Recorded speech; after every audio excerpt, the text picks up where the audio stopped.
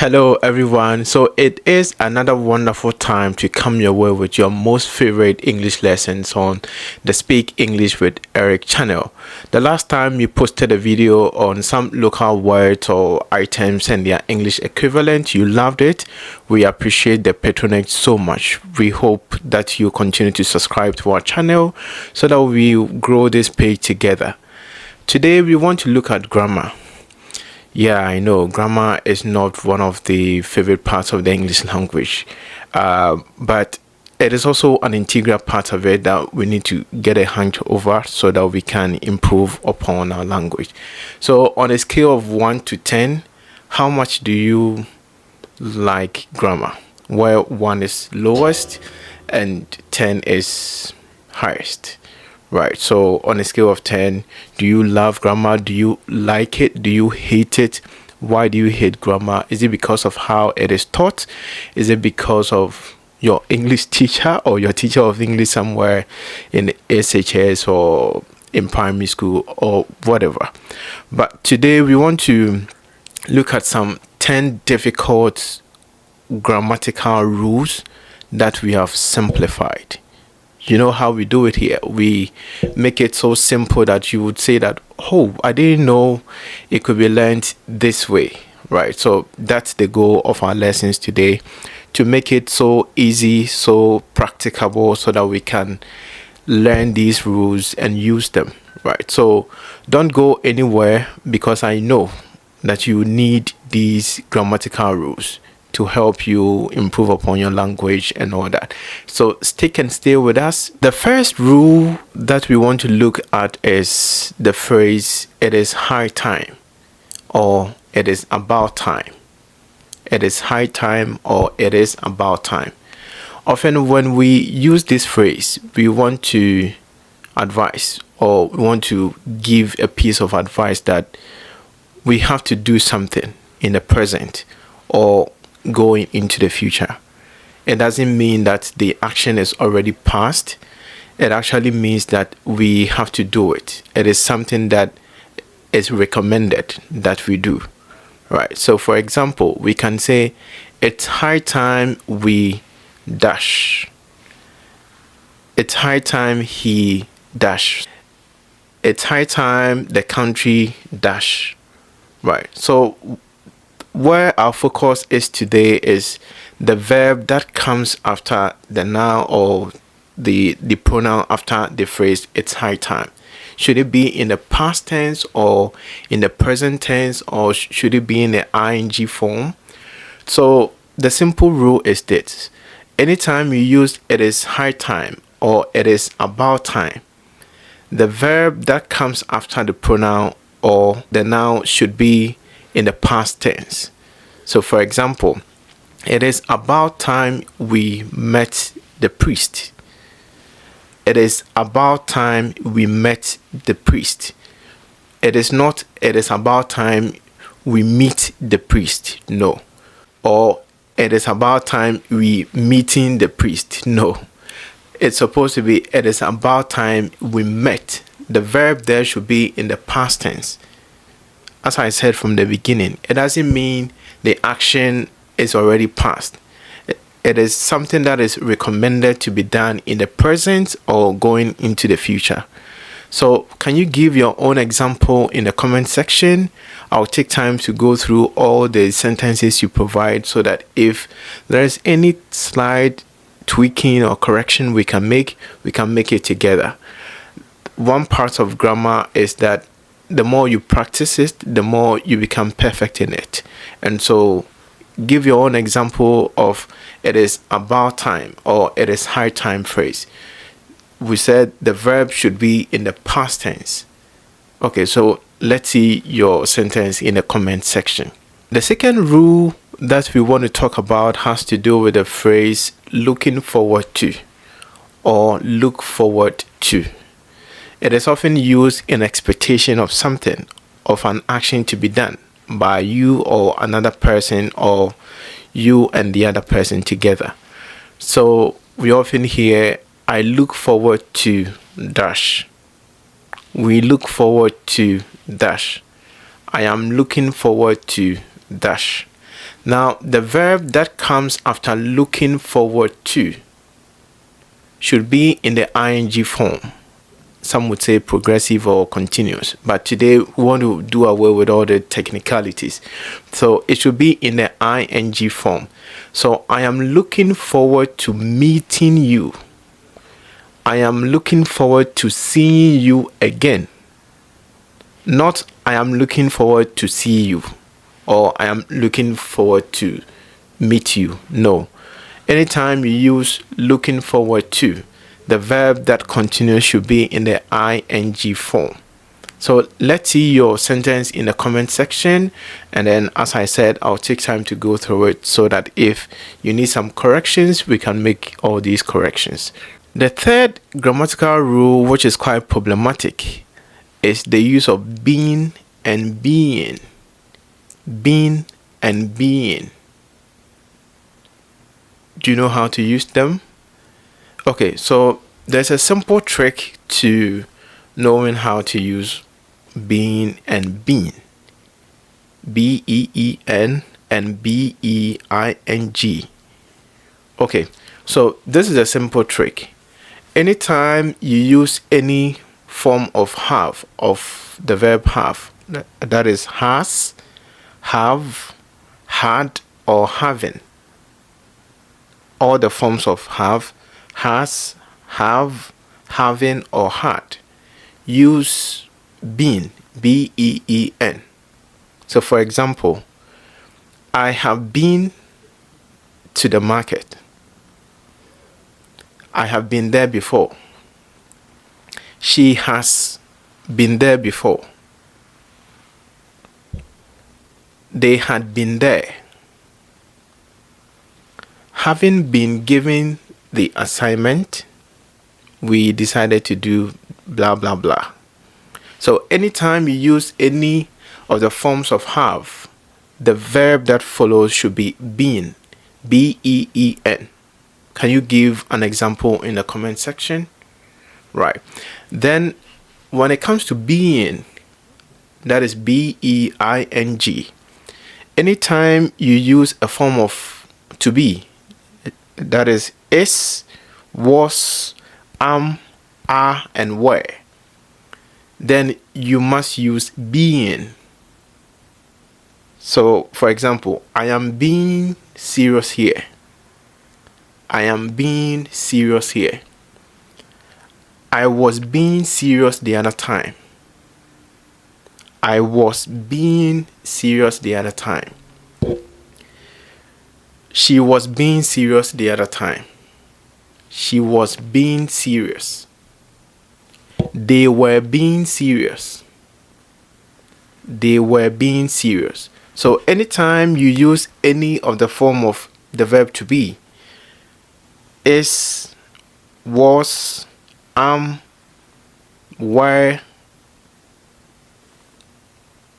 have I mentioned all of them? Is, am, was, were. Anytime you use any of these forms of the verb to be, then the verb should be being, B-E-I-N-G. Let's see your comment or your sentence in the comment section. I know you can do this.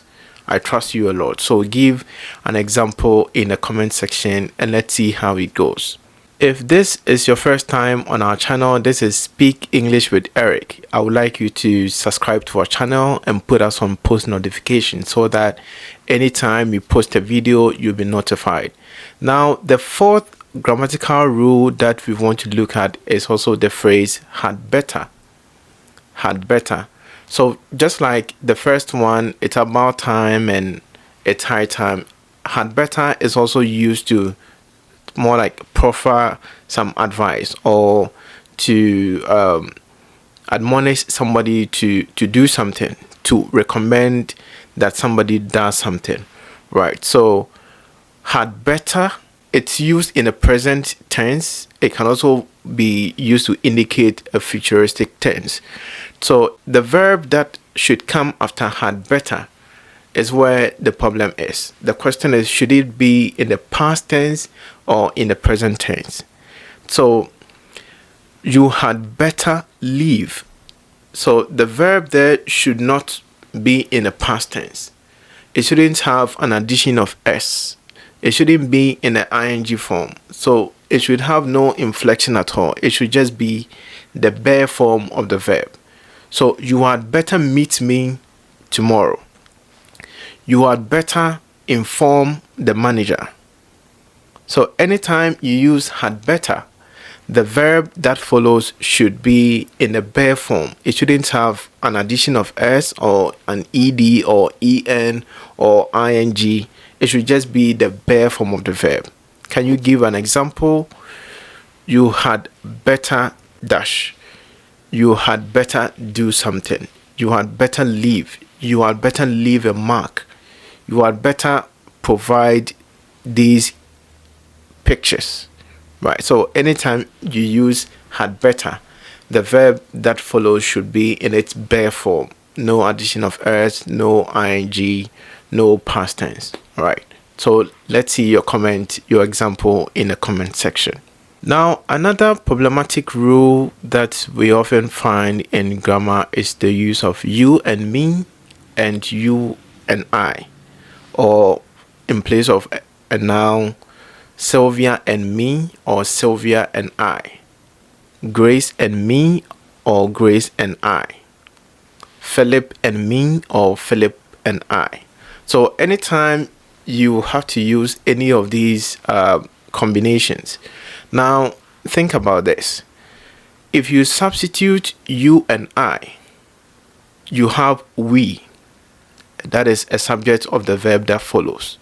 So you and I are going to the market.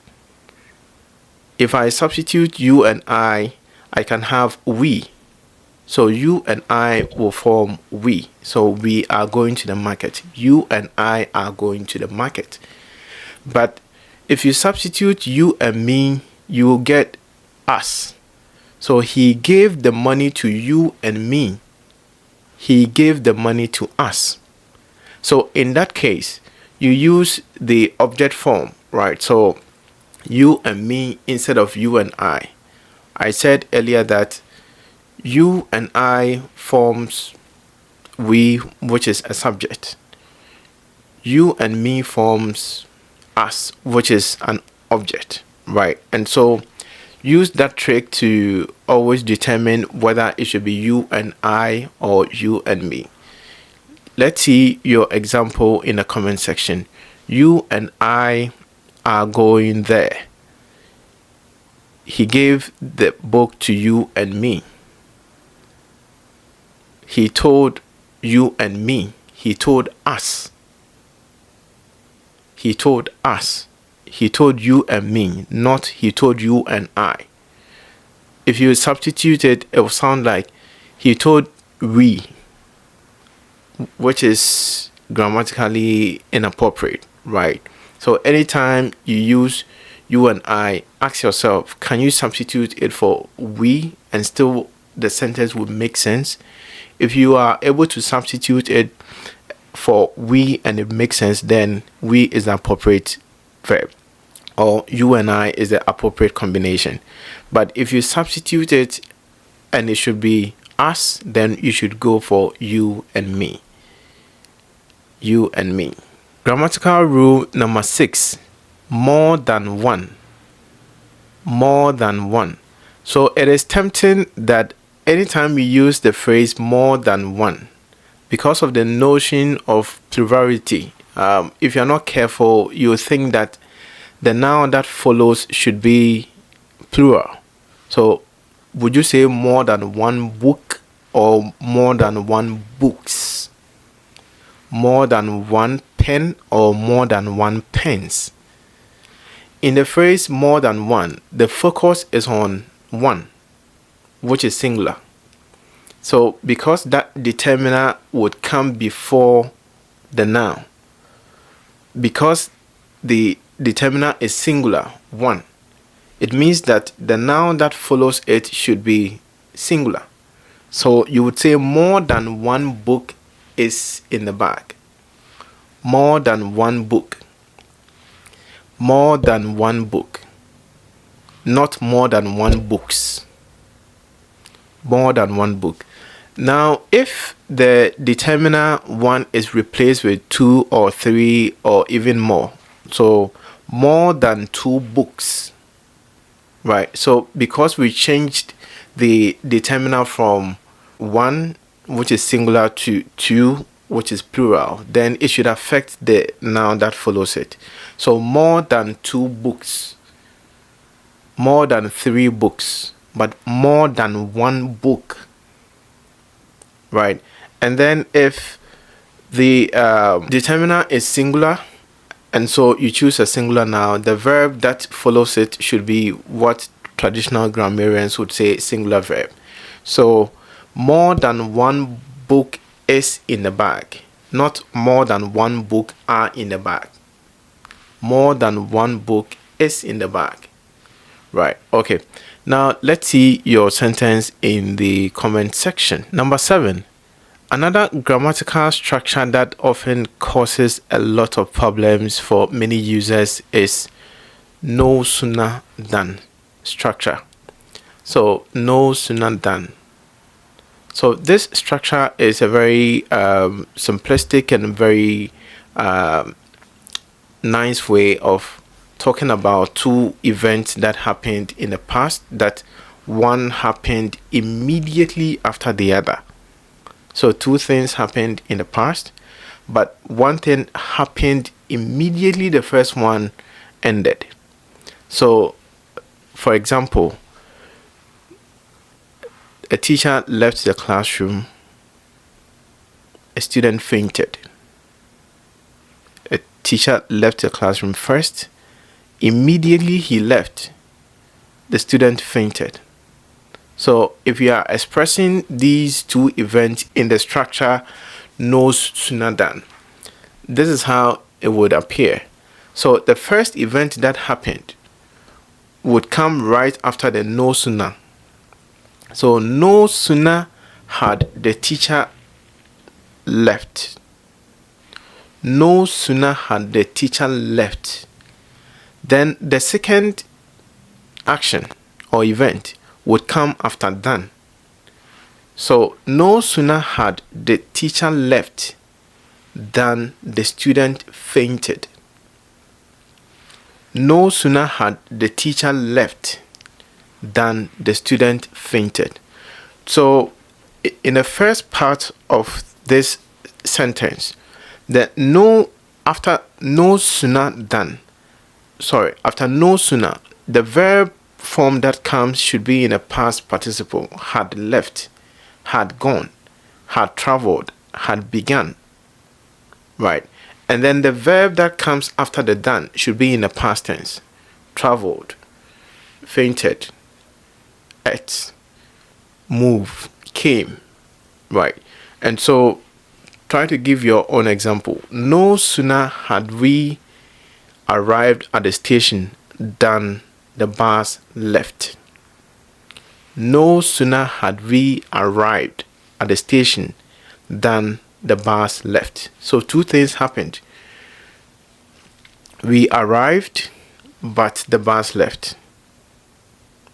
So anytime you want to talk about two events or past actions that happened, you can, especially when the second event happened right after the first one, then you can use the no sooner than structure. So let's see your example in the comment section. I'll go through it to see if it is appropriate or it could be improved. Then we also talk about it. If you are enjoying this video, I would like you to subscribe to this channel and share the lesson with other people. If you are a teacher of English, I would recommend that you use this video also as an additional learning tool for your students. It could be a digital online learning resource that can also help them improve upon their grammar, especially regarding these rules that we are talking about. They are an integral part of the language, and so if you can help your student develop these literacies or grasp these rules well, it will help them to improve upon their competence and fluency in the language. Number 8, another grammatical phrase that also is sometimes problematic is all but. All but. So an example is all but one dash. All but the ministers dash. So the phrase all but actually means almost, or everyone, or everything except for. So everybody except what comes after it. So all but the teachers, all but the boy, all but the president.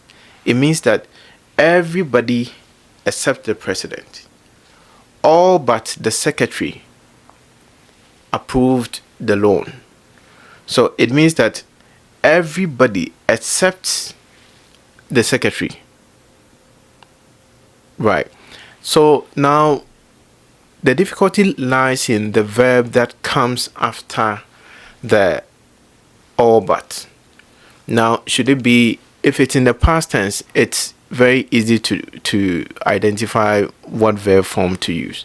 But if it should be plural or singular, especially if you have all but one person, is the focus on all or one person.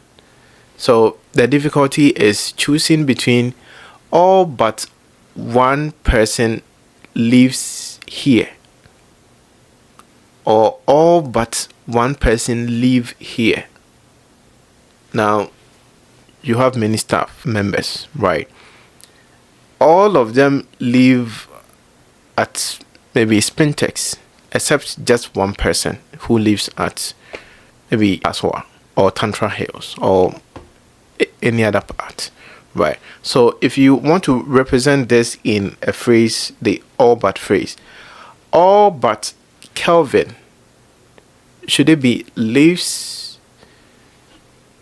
at Spintex, or all but Kelvin live at Spintex? The verb choice over there should be the plural form because the focus is on all, everybody, all. So the except that part, no matter the verb, no matter the noun form that comes after but, it doesn't affect the verb that should be chosen. The focus should always be on all, and all in itself is plural. So the verb should automatically be a plural form. It doesn't matter what comes after but. So all but the boys were here. All but the boy were here. So the focus is on the subject all. Whatever comes after but is just an intervening phrase. So let's see your example using the all but phrase. We've said that all but usually takes a plural verb because the focus is on all, not what comes after the but. All right. Number 9. Another grammatical rule that I want us to talk about is the emphatic do, or the forms of do plus another verb. So sometimes you hear, I do believe in him. I do understand the situation. I did go to the meeting. Right. So anytime you use any of these forms of do plus another verb, the verb should be in its bare form. I mentioned earlier that the bare form of the verb means that there is no addition of s, so it's not in the present tense. There is no addition of ed or en, so it's not in the past tense. There is no addition of ing, so it's not in the continuous form. It is just the verb, the bare form of it. So you would say, I did go to school, not I did goes to school. Right? I did go to school. I do believe in him, not I do believes in him. Or you don't also say she does believes in him. She does believe in him. So regardless of the form of do, that is do, did, or does, the verb that follows should always be in a bare form. No addition of s, no ing, no ed. And so she does come to school. She did come to school. You do believe you do come. Right, so that's the use of the emphatic do. It is used to lay some more emphasis on the second verb that you would choose. And that verb should always be in the bare form. That is no addition of s, no addition of ed, no addition of ing. So let's see your sentence in the comment section. Use any of the emphatic do and then let's see how it goes. So there are many grammatical rules that we could talk about in this video, but today our focus has been on only 10 of them. So the last grammatical rule that we want to talk about is the use of either and neither. Some say either or neither. Either or neither. Either of them is appropriate, right? So the use of either and neither. So either is used between two possibilities. One of two possibilities. And then neither also means that none of the two possibilities. So not one of or none of them, right? None of the two things that we are talking about. So you can pick either of the books. So there are two books, you can pick either of them. But if I don't want you to pick any of the two, I could say you can pick neither of the two books or neither of the books. So in that case, neither or either has been used as a pronoun, and so in that case, if it is positive, then you go for either. If it is negative, it is neither. So you can pick one of the books. So you can pick either of the books. You can pick neither of the books, which means that you cannot pick any of them.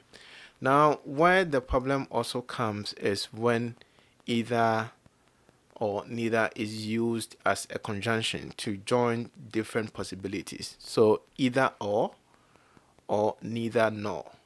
So you can pick either this or that. Either this or that.